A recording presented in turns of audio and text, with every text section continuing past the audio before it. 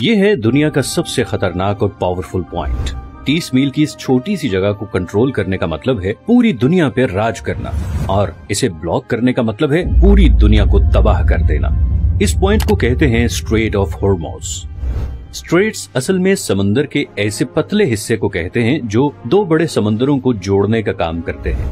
अब ऐसी क्या खुसूसियत है इस 30 मील की छोटी सी जगह में जो इसे इतना पावरफुल और इम्पोर्टेंट बनाता है?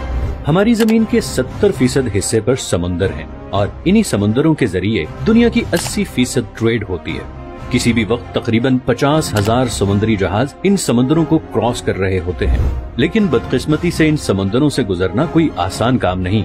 कुदरती जोग्राफिया की वजह से इन समंदरों में ऐसे स्ट्रेट या चोक पॉइंट्स बने हुए हैं जो अगर किसी भी वजह से ब्लॉक हो जाएं तो पूरी दुनिया की इकोनॉमी हिल के रह जाएगी। यही हुआ था मार्च 2021 में, जब एक कार्गो शिप सुएज कनाल में 6 दिनों के लिए फंस गई थी और पूरी दुनिया को $10 बिलियन का नुकसान उठाना पड़ा।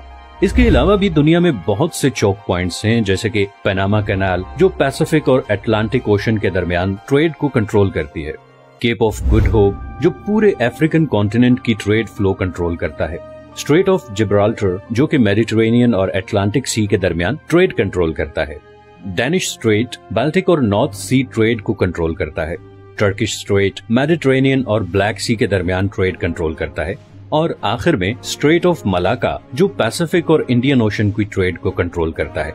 लेकिन इनमें से कोई भी पॉइंट इतना डेंजरस और इम्पोर्टेंट नहीं जितना स्ट्रेट ऑफ हॉर्मुज़ है, और इसकी वजह यह है कि पर्शियन गल्फ और गल्फ ऑफ ओमान को कनेक्ट करने का ये वाहिद रास्ता है, और यहीं से सारे समुद्री जहाज निकल के पूरी दुनिया में जाते हैं। अब पर्शियन गल्फ बहुत इम्पोर्टेंट जगह है क्योंकि 8 कंट्रीज अपनी कोस्ट लाइन इसके साथ शेयर करते हैं, जिसमें ईरान, इराक, कुवैत, सऊदी अरब, बहरीन, कतर, यूएई और ओमान शामिल हैं। इनमें से 4 मुल्कों के लिए बाकी दुनिया से कनेक्ट करने का वाहिद रास्ता ही स्ट्रेट ऑफ हॉर्मुज़ है। अब अगर आप मिडल ईस्ट के बारे में थोड़ा बहुत जानते हैं तो ये आपको पता ही होगा कि मिडल ईस्ट की पहचान उसका तेल है।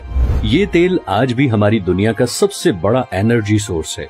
पूरी दुनिया की 33% एनर्जी कंजप्शन तेल से होती है, चाहे वो ट्रांसपोर्ट के जरिए हो जैसे कि गाड़ी, ट्रेन, जहाज या फिर बिजली बनाने वाले पावर प्लांट्स।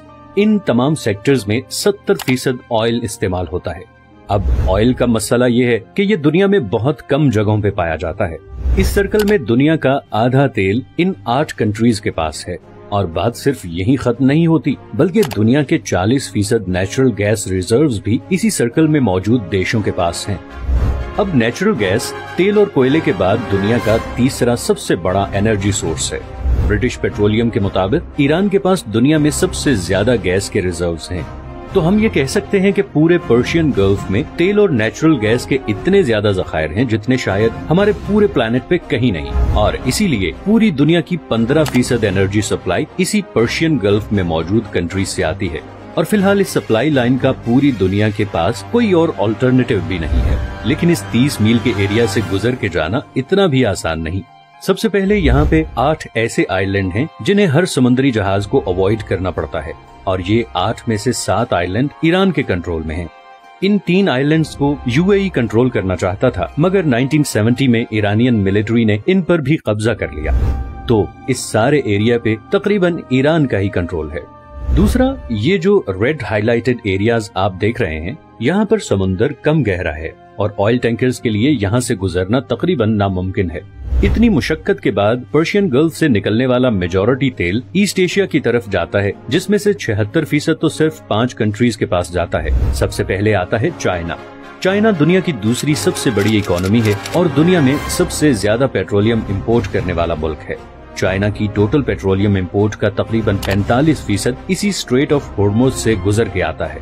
जापान दुनिया की तीसरी सबसे बड़ी इकोनॉमी है जिसे अपनी 100% एनर्जी इंपोर्ट करनी पड़ती है, और इस 100% इम्पोर्टेड एनर्जी सप्लाई में से तकरीबन 80% इसी 30 मील के चोक पॉइंट से गुजर के आती है। India, world 6th largest economy, भी अपना 70% ऑयल और 50% गैस इन्हीं पर्शियन गल्फ कंट्री से इंपोर्ट करता है, और वो भी इसी रास्ते से।